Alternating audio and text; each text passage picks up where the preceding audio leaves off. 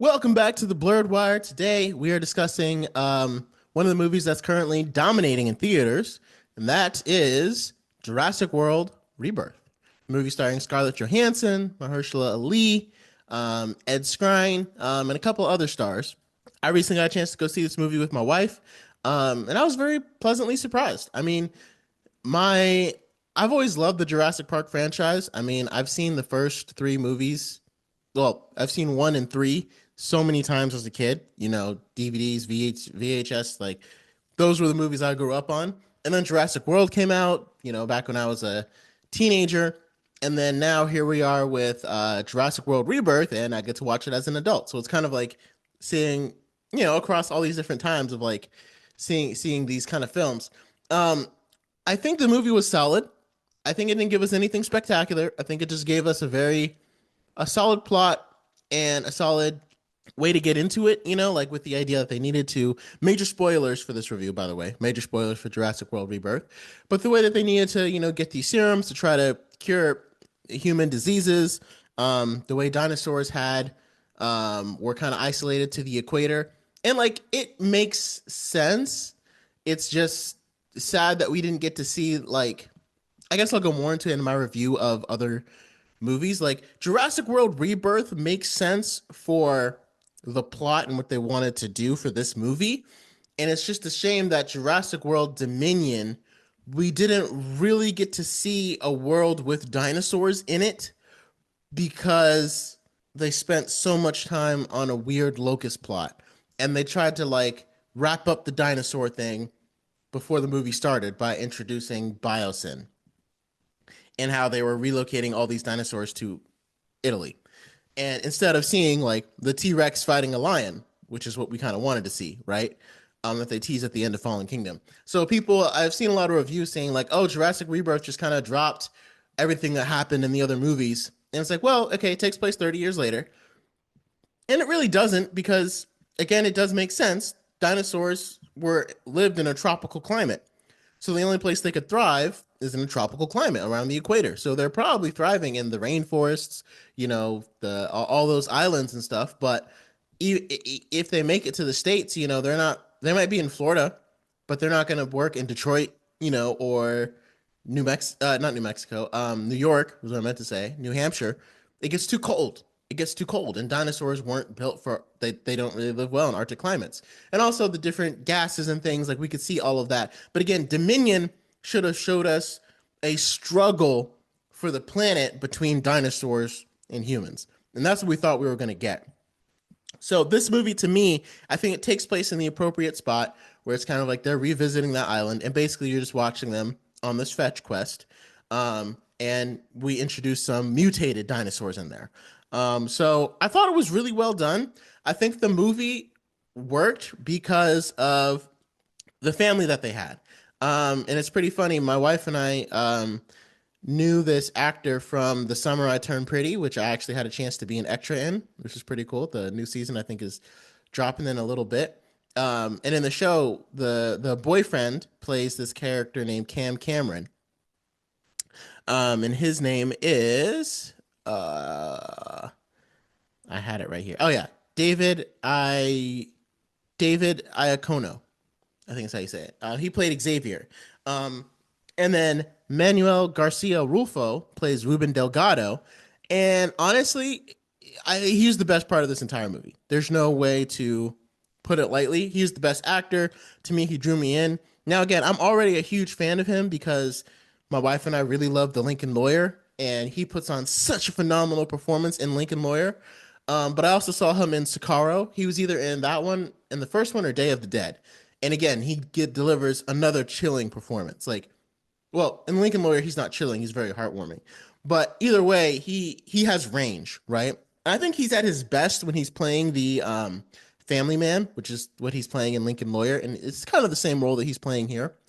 But again, he's also, I've seen him play some very intense, very very. So he has that blend of like the father that's willing to do anything for his kids, and I didn't know he was going to be in this movie. And it was kind of interesting the way that I kind of like the way they did the previews because they showed us a lot of Scarlett Johansson, a lot of Mahershala Ali, a lot of Jonathan Bailey.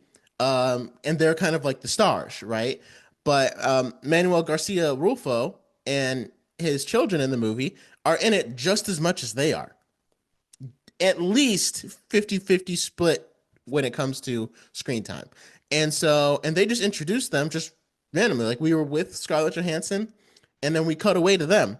And so you could kind of argue that giving so much time to this family, because when, they end up spending a lot of time apart. So we're switching back and forth between Scarlett Johansson and their quest to get the medicine. And of course, you always have the greedy corporate guy, because what's a Jurassic Park movie without a greedy corporate guy?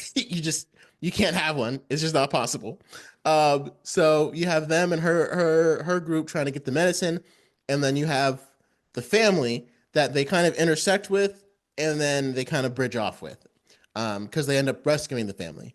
And so in the middle, like as the movie starts, you just randomly cut to the family.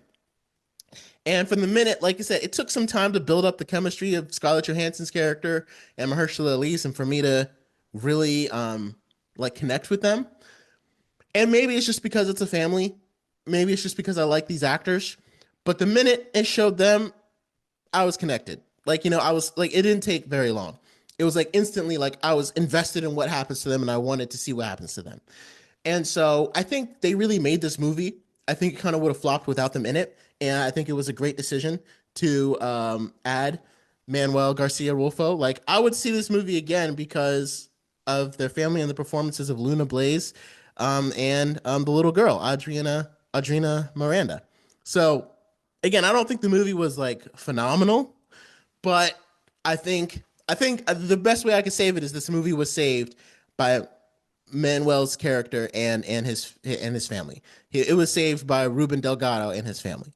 That's what made this movie interesting and worth to stay in the seat the whole time.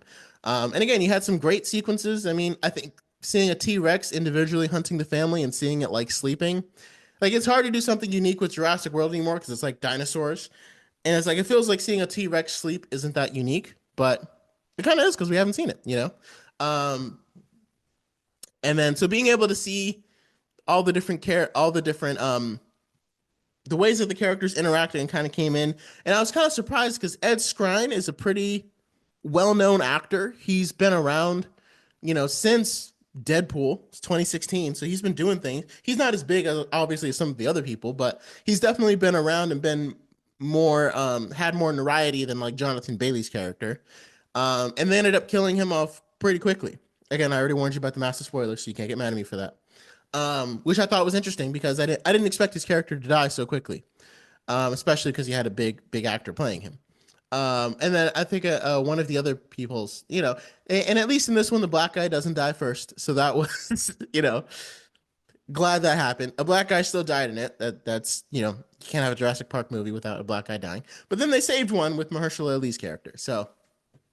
I think overall the film was a fun watch. I mean, if you're just expecting to see some dinosaurs and people running away from them, like any other Jurassic Park movie, it's kind of it. I mean, this is the way to go. I mean, it's not like I wouldn't say it's as good as like Jurassic World, because Jurassic World took us in a whole new direction with this dinosaur that was killing for sport. So it became more about hunting rather than survival. It kind of played both on both ends. And so I thought that was kind of interesting. This one, it's just about survival. They're kind of finding these dinosaurs, but it's just about survival. But again, the cinematography was still immaculate. They still held into a lot of the things that really make it work. When we got to see the Titanosauruses walking through that fields of grass, that was just a beautiful shot. And I think that's one of the things that got lost in movies like Fallen Kingdom and Dominion. We didn't get those beautiful shots. And again, like cinematography can be overdone, but there's a reason why Avatar is the top, both grossed $1 billion. There's a reason why Jurassic World, $1.5 billion. People like to see stuff that looks good. People like to see nature. They like to see those beautiful shots. So you can never go wrong by having them in there. And I think that's where those two movies kind of ended up getting lost. So I'm going to end this with a little clip ranking my Jurassic Park movies, including this one, from all the Jurassic Park series. Starting at the end, last one. How many have there been so far? There's been 7, right? Because there's 3 Jurassic Parks. three Jurassic Worlds, and then this one. So starting at number 7, I have to say Jurassic World Fallen Kingdom. This one was a huge disappointment to me because the climax felt very small compared to how big the climax of the last one was. And I know they kind of wanted to take it in a new direction, kind of keep pushing the story forward. And I hate to say like this entire movie falls apart because of the decision of one character, but it so does. And because it kind of set up Dominion to be what it ended up being. And that is just the clone girl releasing all the dinosaurs at the end. I hated that so much. So much. When she was like, I couldn't just let them die. And she's literally responsible for the deaths of anyone that was killed by those dinosaurs. And to me, like when you're writing the plot of a movie, it's not like you have a comic storyline you have to follow. You can just say the thing broke and they all got out. You know what I mean? Instead of having the gas chamber broke, to me, it was a completely unnecessary decision to try to paint her decision as like a moral, like, I've got to do this.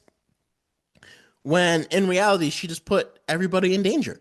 You know, it's like, tell that to the parents of the child who's got eaten by a T-Rex because you didn't want to let it die. To me, they should have just escaped. And you could have easily written that into the movie, and it would have been far better. I don't know how far it would have moved up the list, but the conscious decision to release a bunch of dangerous wild animals into our planet was so stupid. And I know she was a little girl, but it was so like she should be arrested. I'm just saying, like it was, and the thing that just drives me crazy, it was not necessary. It was not necessary to the plot. If you wanted the dinosaurs to all get out into the real world, you could have just had them escape. Instead of the gas chamber breaking, the lock got broke and the thing went up because everything was going crazy anyway. Once they let the the raptor, that raptor, whatever it's called, once they let it out. So that's why this one ranks so low for me. And then number 6, I have Jurassic World Dominion, and it ranks. It's only a little bit above Fallen Kingdom because I think it was dealt a bad hand. Kind of like my Last Jedi, Rise of Skywalker. I think the Rise of Skywalker might be a little bit better. I don't know. It's hard to tell because I think the Last Jedi dealt it a bad hand, but the Last Jedi had a lot of really good moments in it. But overall, it was not good. So for this one, I have Jurassic Dominion at 6 because Fallen Kingdom did set us up for a very interesting plot and a very interesting follow up of seeing dinosaurs in the real world with us. And Dominion did nothing with it. They shifted to a weird biosyn plot about how they're going to use locusts and they have to defeat the locusts. And I don't know why you have to add that in when you have something so interesting of dinosaurs in the real world. And they skipped 4 years ahead and basically wrapped that plot up. And it's like, could you really not write a 2-hour movie about what it would be like if dinosaurs were walking among us today? Like if instead of a bear or in the forest, you had a T-Rex? Is that not like we couldn't have seen like humans trying to track down these dinosaurs and find them and the moral implications between hunting them down? That would have been far better. Like a battle between humans and dinosaurs for control of the planet. And I mean, sure, you could say that like, humans would win every single time. But I mean, there's a lot of moral implications about killing a living thing. Like, to me, a huge fumble. This one could honestly be 7.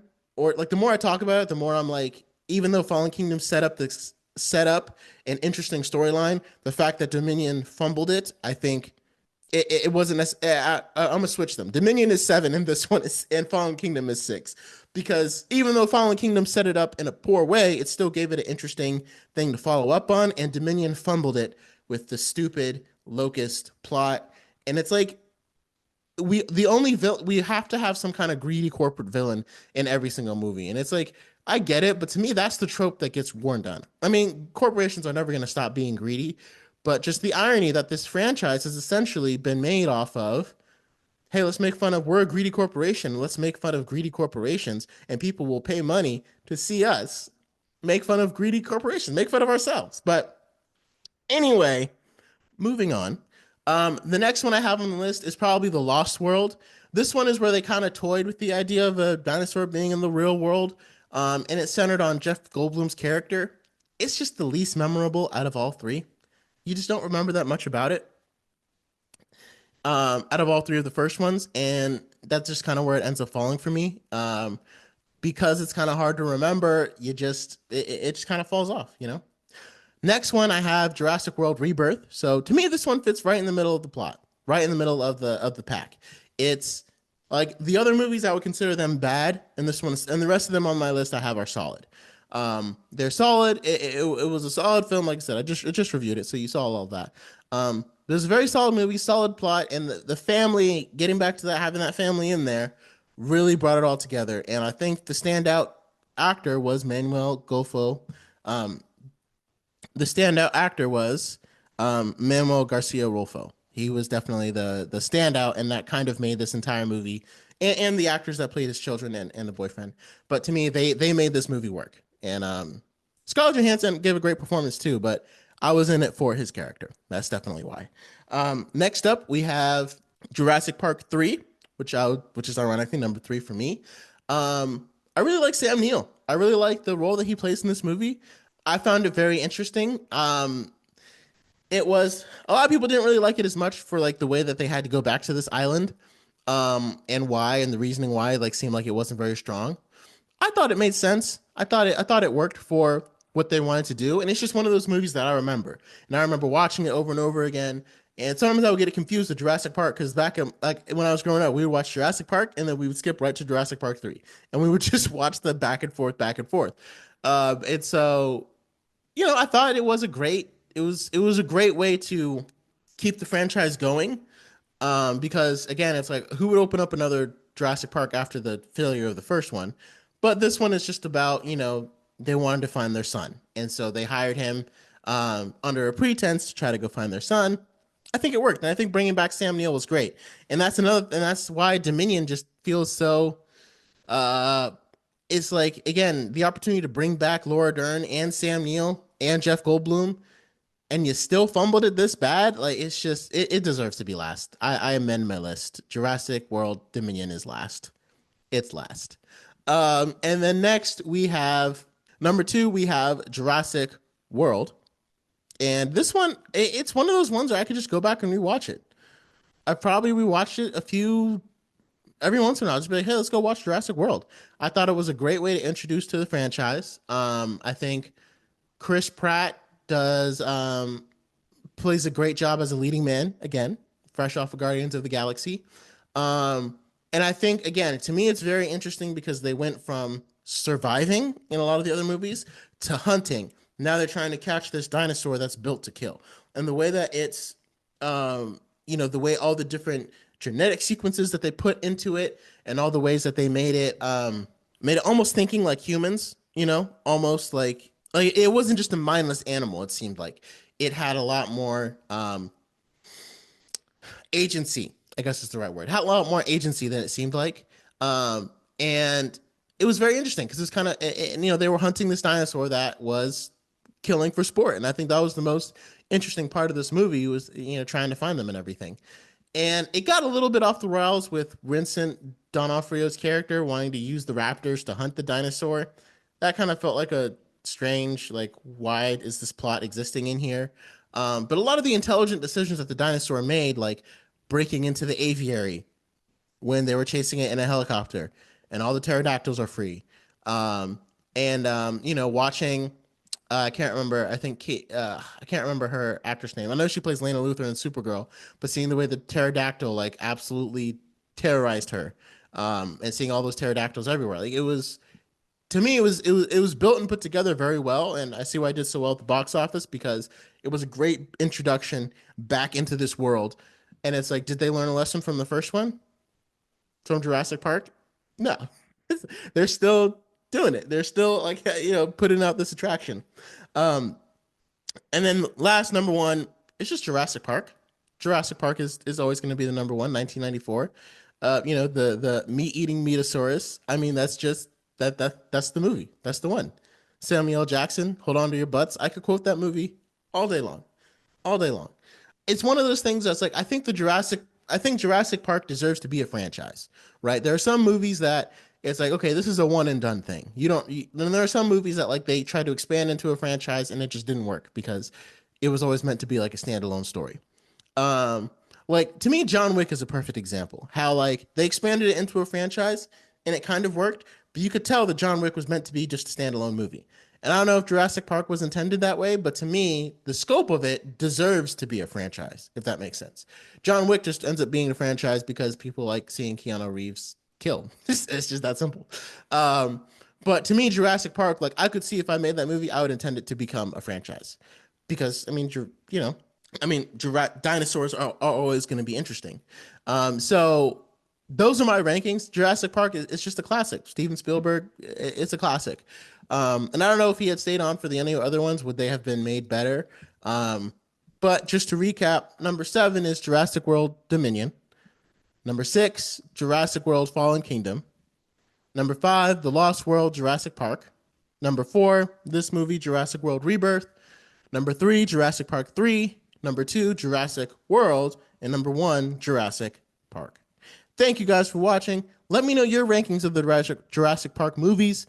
Drop them down below and let me know your thoughts on Jurassic World Rebirth. Did you like it? Did you see it? Are you excited for it? All of the above. And thank you again for joining The Blurred Wire.